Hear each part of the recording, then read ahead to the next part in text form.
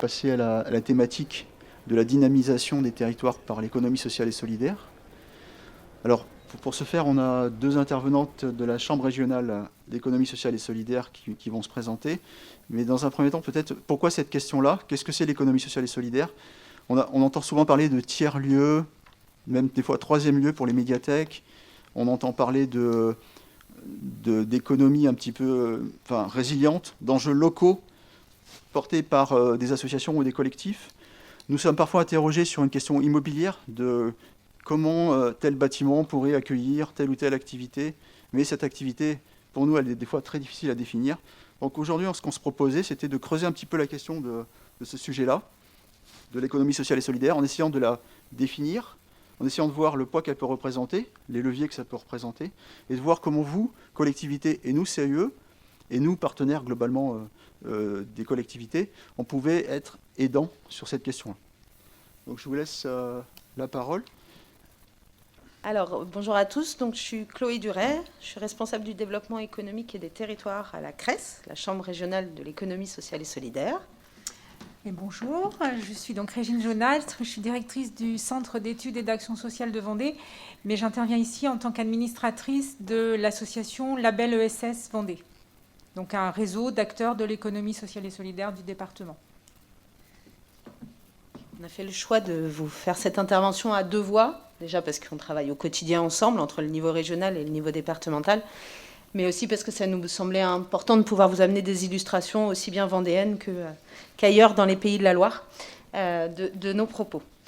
L'enjeu de notre intervention, c'est de vous mettre en avant des exemples de projets qui se sont déroulés sur les territoires ou qui sont en cours de développement sur les territoires, de coopération vraiment main dans la main entre des collectivités et des acteurs associatifs, coopératifs, voire entreprises sociales sur les territoires pour contribuer à la dynamisation des centres-bourgs, principalement en zone rurale, voire très rurale, et surtout de vous montrer à quel point toutes les thématiques que, Monsieur le Président, vous avez pu évoquer de la période qu'on vit actuellement et qu'on a vécue au printemps et durant l'été, c'est des thématiques sur lesquelles l'ESS travaille depuis longtemps, tout ce qui est de la résilience et de comment on fait vivre une économie entre acteurs locaux où finalement on va créer de l'économie endogène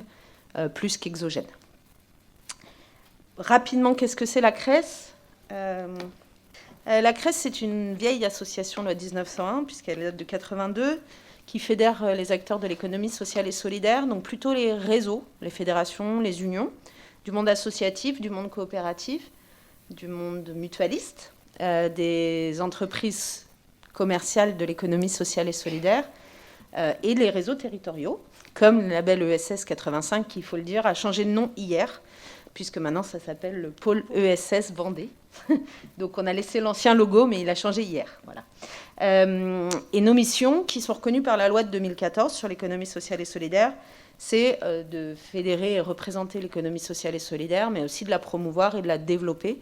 Donc on a beaucoup de missions d'accompagnement, des projets et des entreprises, mais aussi des missions de sensibilisation dans les écoles ou auprès des collectivités. Voilà. Voilà, donc Label ESS, donc le réseau de l'ESS en Vendée, c'est une association qui, elle, est beaucoup plus jeune parce qu'elle a été créée fin 2014, donc elle a 3 ans, un peu plus. Et donc elle a changé de nom récemment, elle s'appelle désormais Pôle ESS Vendée. Elle regroupe une cinquantaine d'acteurs de l'économie sociale et solidaire du département et elle a pour objectif d'appuyer, d'accompagner les acteurs donc à promouvoir et développer l'ESS, à communiquer sur c'est quoi l'ESS, à sensibiliser à la fois les jeunes, mais également le grand public, et puis des élus, des acteurs économiques sur ce que c'est l'ESS. Développer aussi des synergies, des coopérations, des mutualisations entre acteurs de l'économie sociale et solidaire. Et puis, c'est aussi une porte, un guichet unique d'accueil des porteurs de projets qui veulent développer des projets, des actions dans le champ de l'économie sociale et solidaire en Vendée. la CRES et le pôle ESS Vendée sont impliqués dans une même dynamique que la CRES coordonne, qui s'appelle Cap Tiers-Lieux, qui est donc le collectif d'accélération des projets de tiers-lieux en Pays de la Loire, qui est une dynamique qui a trouvé sa genèse dès 2015-2016, quand on a vu apparaître énormément de tiers-lieux sur les territoires, et qui s'est mis officiellement en route fin 2018, et qui aujourd'hui a un centre de ressources et d'animation sur les tiers-lieux, donc à destination à la fois des porteurs de projets, mais aussi des collectivités qui le souhaitent, et d'une offre de services, accompagnement et formation des projets de tiers-lieux. Alors, on va parler ce soir de ce que c'est que l'économie sociale et solidaire et ce que sont les tiers-lieux, et surtout en quoi ce sont des acteurs importants dans l'économie de proximité d'aujourd'hui, et encore plus de ce qu'on appelle le monde de demain. En quoi ça peut être une solution, enfin en tout cas que l'ESS cherche à trouver avec vous des solutions pour répondre aux besoins des habitants et des territoires. Et puis enfin, avec quel levier vous pouvez mobiliser, vous appuyer sur l'économie sociale et solidaire et les tiers-lieux pour redynamiser les centres-bourgs.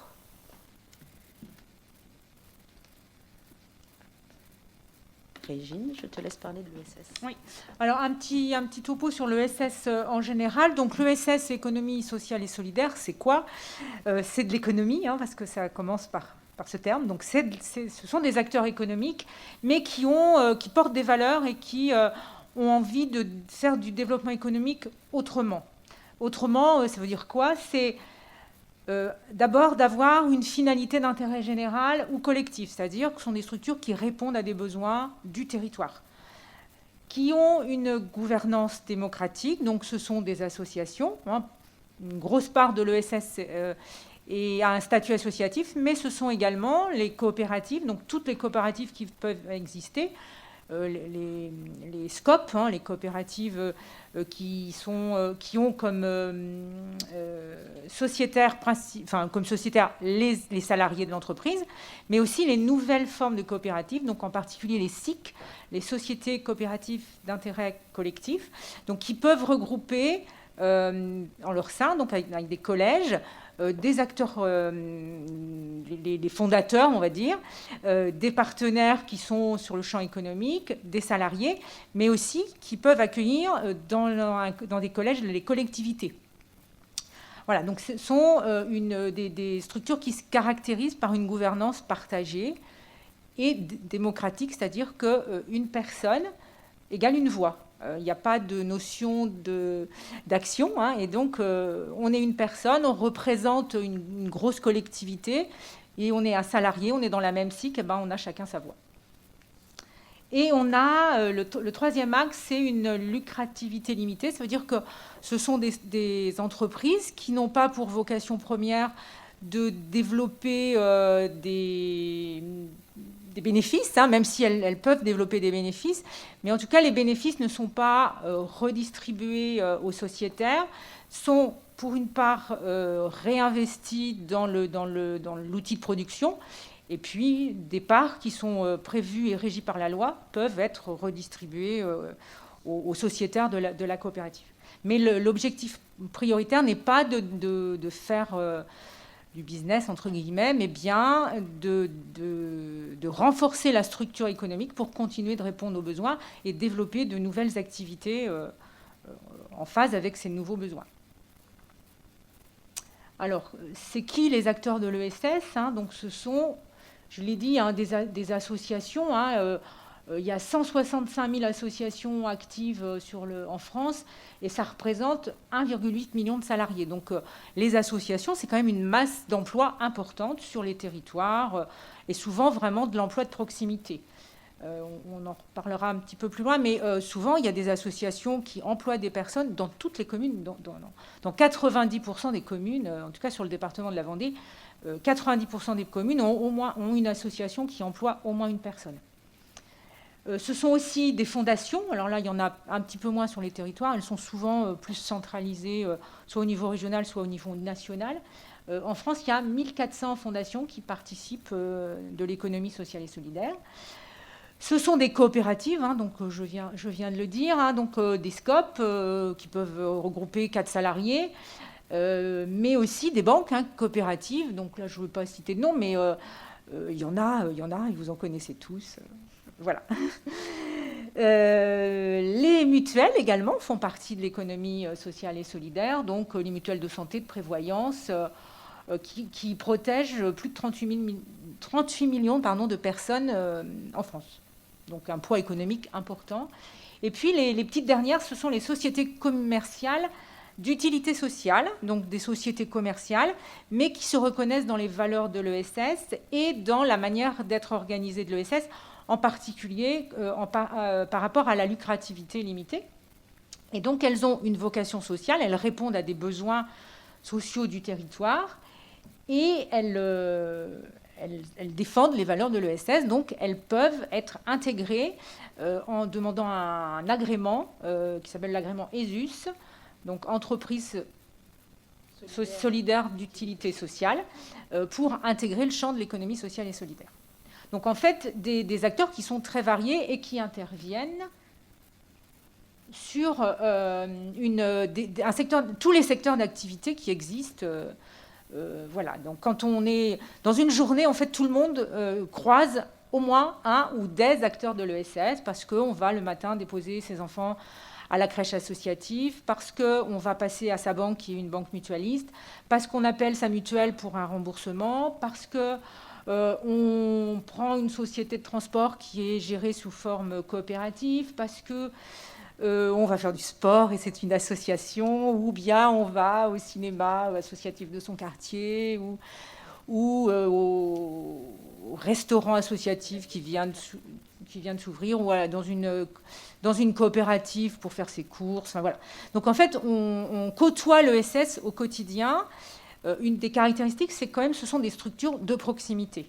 Il y a des grandes enseignes dans l'ESS, mais il y a aussi beaucoup, une multitude de petits acteurs, petits n'étant pas du tout péjoratifs, mais d'acteurs de proximité qui sont sur les territoires, qui dynamisent les territoires, qui les font vivre, qui créent de l'emploi local et qui restent sur le territoire, et donc qui contribuent à développer la richesse des territoires et à répondre aux besoins des populations. Voilà. Et maintenant, qu'est-ce que c'est qu'un tiers-lieu ? Puisqu'on s'est engagé à vous parler et d'économie sociale et solidaire et tiers-lieu. Tous les tiers-lieux ne relèvent pas de l'économie sociale et solidaire, mais la philosophie en est assez proche. Il n'y a pas de définition officielle. Le concept vient des années 80 d'un Américain qui s'est interrogé sur les troisièmes lieux. Alors, ce qu'il a appelé the third place, c'était le lieu qui n'est ni la maison, ni le travail, mais on peut à la fois y passer un peu de temps professionnel et un peu de temps personnel. Dans cette catégorie, il mettait par exemple les cafés, où on va avec son PC portable finir un compte-rendu de réunion et en même temps on va boire un verre le soir avec ses amis. Donc finalement, c'est des lieux intermédiaires. Le temps a passé et depuis quelques années, les tiers-lieux se sont beaucoup développés en France. Et l'État, en 2018, a commandé une étude à la mission coworking, au départ sur le coworking. Et puis, au fur et à mesure de la mission, ceux qui faisaient l'enquête se sont rendus compte qu'en fait, il ne suffisait pas de parler de coworking, que la notion de tiers-lieu allait bien au-delà d'espaces de travail partagés. Et du coup, ils ont décidé de définir, dans ce cadre de ce rapport d'études, les tiers-lieux comme des espaces physiques du faire ensemble. Donc des espaces où on va travailler, donc des espaces de coworking, mais aussi les microfolies, qui sont des lieux culturels, les campus connectés, les ateliers partagés, les Fab Labs, les garages solidaires, etc. etc. Et qu'en gros, ces tiers-lieux, c'était les nouveaux lieux du lien social, de l'émancipation et des initiatives collectives. Alors ça fait un peu long comme définition, parce que c'est par l'exemple. Et du coup, au sein du collectif Cap Tiers-Lieux, on s'est donné une autre vision des tiers-lieux. On s'est dit, OK, on a envie d'être ressource pour les projets de tiers-lieux en Pays de la Loire, mais est-ce qu'on a vocation à aider ou informer, accompagner tous les tiers-lieux des Pays de la Loire? Et on s'est dit, notre valeur ajoutée, puisqu'on est principalement des réseaux issus de l'économie sociale et solidaire, elle est plutôt pour des projets qui portent des valeurs qui nous sont proches, et donc qui sont des lieux qui regroupent différentes fonctions. Donc en gros, un simple espace de coworking où il n'y a que cette fonction-là, pour nous, ça ne fait pas tiers-lieu, parce que ça ne permet pas une mixité des publics. Concrètement, la cantine numérique à Nantes, par exemple, qui se revendique tiers-lieu, nous, il n'y avait pas de souci. Mais nous, pour Cap Tiers-Lieu, on considère qu'on n'a pas de valeur ajoutée à leur apporter, dans la mesure où ils ont un public précis, qui sont des entrepreneurs du numérique, et que la mixité des publics qu'on va rechercher, notamment en zone rurale et en centre-bourg, dans un espace comme la cantine numérique, il ne se passe pas.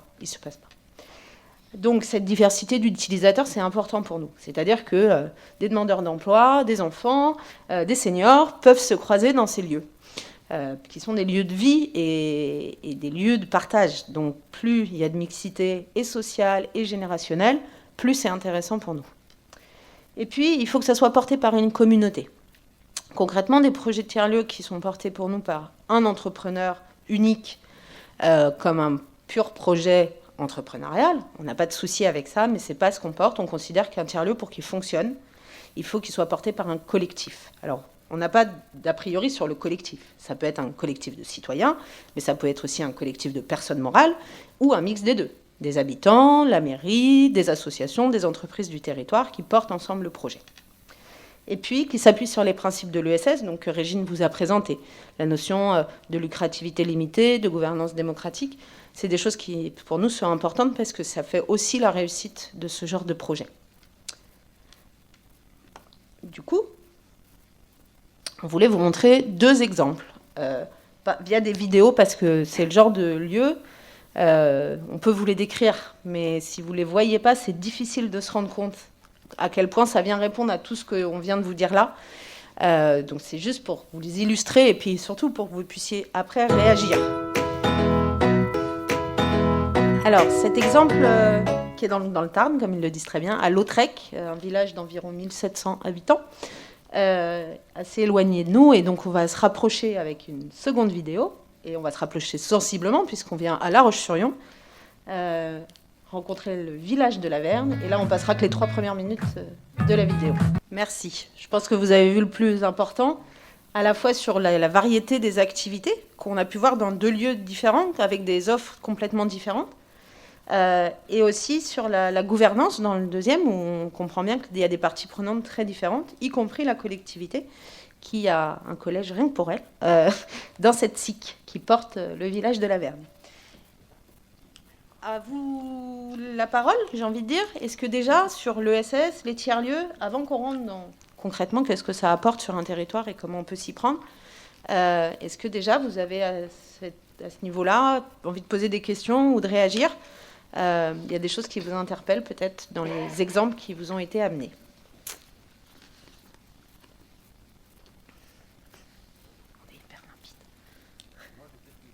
Ouais, mais le micro n'a pas l'air de marcher. Non, mais vous en faites pas, ça fonctionne.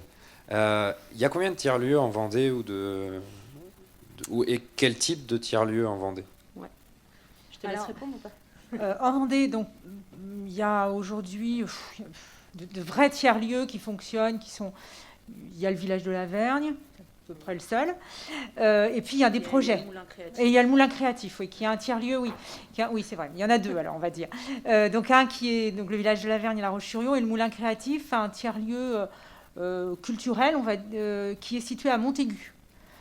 Donc là, qui draine plutôt des acteurs autour du monde de la culture, avec une ressourcerie culturelle qui est intégrée au tiers-lieu et qui propose, notamment à des festivals, de louer du matériel pour gérer leur festival. Voilà, donc ça, c'est 2 qui ont vraiment pignon sur rue, on va dire, qui sont organisés et qui fonctionnent. Et puis, il y a plein de projets.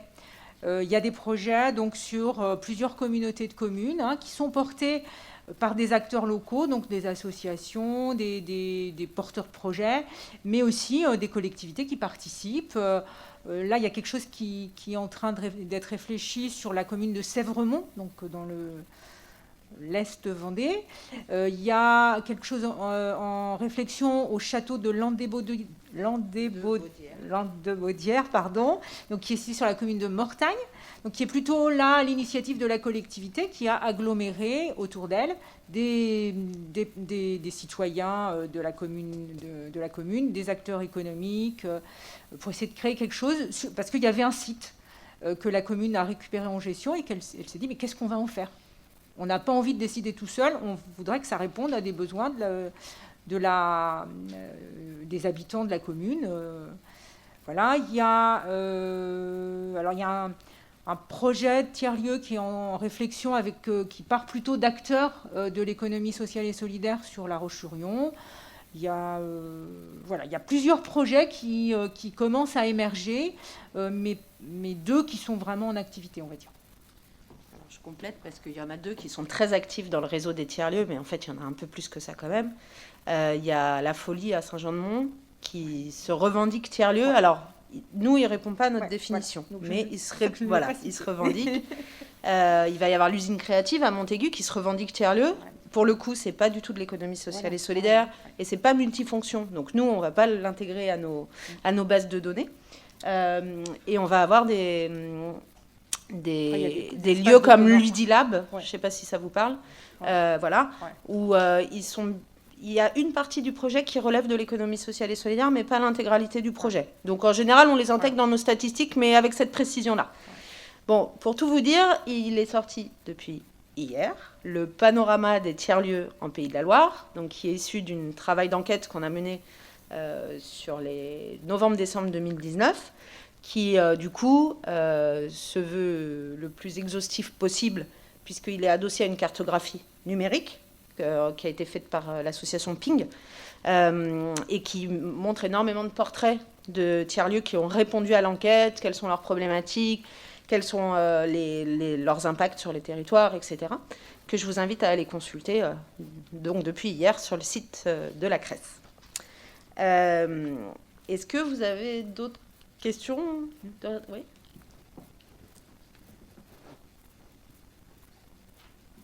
Mais en gros, on estime à peu près 100 tiers-lieux en Pays de la Loire, et autant, voire plus, de projets de tiers-lieux en cours de montage. En tant que centre de ressources et d'animation, quel appui vous pouvez apporter aux acteurs, aux communes de Vendée ? Quel va être votre rôle d'accompagnement ? Alors déjà, là aussi, c'est tout nouveau, tout frais, et ça sort le 1er octobre. On a mis en place un site internet sur lequel il y a tout un espace ressources avec des publications, avec de la matière, on va dire ça comme ça, pour vous nourrir. On organise des rencontres départementales des tiers-lieux, à peu près une fois par an, où l'enjeu, c'est qu'à la fois les porteurs de projets tiers-lieux, les tiers-lieux existants et les collectivités qui soutiennent des projets tiers-lieux se retrouvent, puissent échanger sur les problématiques des tiers-lieux dans le département. Et puis, tous les 2 ans, on organise une rencontre régionale des tiers-lieux. Il se trouve qu'elle a lieu le 1er octobre, avec un atelier dédié aux collectivités, où notre souhait, c'est qu'il y ait l'échange de bonnes pratiques, en fait, entre collectivités, celles qui sont un peu plus avancées parce qu'elles ont déjà un tiers-lieu sur leur territoire et qu'elles vivent avec au quotidien, on va dire ça comme ça, et puis celles qui sont un peu moins avancées, qui ont envie de soutenir le projet de tiers-lieu sur leur territoire ou qui ont envie de développer un tiers-lieu sur leur territoire et qui ont souvent besoin de conseils entre pairs. Donc nous, on est vraiment là dans un rôle d'animation, et puis très régulièrement, des interventions comme on les fait ici, on peut les faire en délocalisé, on va dire ça comme ça, et donc vous aider à identifier un panel de tiers-lieux à aller visiter parce que ça correspond à peu près aux mêmes problématiques qu'il y a sur votre territoire et qu'eux, ils ont trouvé des solutions, de faire donc un benchmark affiné, on va dire ça comme ça. Et puis, il y a certaines collectivités qu'on va même accompagner dans l'étude de faisabilité du tiers-lieu. Alors nous, l'aménagement du territoire, la partie architecture, c'est pas du tout notre métier. Nous, notre métier, c'est plutôt, est-ce que le projet est viable, à la fois économiquement, à la fois en termes de gouvernance, est-ce que la dynamique territoriale va permettre de pérenniser ce lieu et pas juste de créer un lieu qui va être éphémère et où dans un an la dynamique se sera essoufflée et il n'y aura plus de public, quoi. Vous voyez ce que je veux dire? Voilà. Donc là, c'est pas en tant que centre de ressources et d'animation, c'est sur notre volet prestation d'accompagnement qu'on peut faire ces études de faisabilité. Voilà, puis on peut aussi accompagner après dans la mise en œuvre de la dynamique collective, participative, parce que quand il y a plein d'acteurs qui essayent, qui veulent travailler ensemble, il faut apprendre à se connaître, travailler sur qu'est-ce qui nous rassemble, quel est le projet qu'on va porter. Voilà, il y a aussi tout cet aspect-là où on peut aussi intervenir pour accompagner. Je me permets une question complémentaire, du coup. Vous avez donné quelques exemples en Vendée de structures qui ne rentraient pas dans votre cahier des charges et qui, selon vous, ne sont pas des tiers-lieux. Est-ce que malgré tout, on peut faire appel à vos services pour accompagner les élus, pour peut-être enrichir leurs réflexions et tendre vers des projets qui seraient encore plus riches et qui entreraient pour le coup dans votre cahier des charges? Donc cela revient à dire ne pas refuser immédiatement un projet, malgré tout accompagner les élus locaux? Alors oui, tout à fait. Il y a juste une chose. Nous, on est au contraire. Notre rôle, c'est aussi de montrer que la version ESS des tiers-lieux est plus intéressante pour un territoire qu'une version purement lucrative ou purement publique. Parce que on peut aussi, il y a aussi des communes qui font le choix de porter elles-mêmes un tiers-lieu. Donc ça, il n'y a pas de difficulté. Après, on s'est donné une charte dans Cap Tiers-Lieux où, en gros, toute la partie études d'opportunité, mobilisation des acteurs du territoire, etc. C'est plutôt des composantes de Cap Tiers-Lieux qui peuvent intervenir parce qu'ils en ont les compétences, mais ce n'est pas au titre de Cap Tiers-Lieux. Notre cœur de métier, c'est vraiment, une fois que le collectif est constitué, vraiment venir amener l'expertise sur l'étude de faisabilité économique, gouvernance, durabilité, on va dire, du projet. Et donc, notre premier travail, et on le fait avec à peu près 150 porteurs de projets par an, c'est de vous orienter vers les bonnes ressources, les bons interlocuteurs en fonction de vos attentes et aussi en fonction des spécificités de votre territoire. Mais de toute façon, vous aurez une réponse auprès de nous. Qu'elle soit faite par nous ou faite par des partenaires, il y aura une réponse. Ça, c'est clair. Voilà. Je vous propose de poursuivre parce que j'ai le sentiment qu'il y a des questions qui arrivent auxquelles on va répondre dans la suite de notre intervention.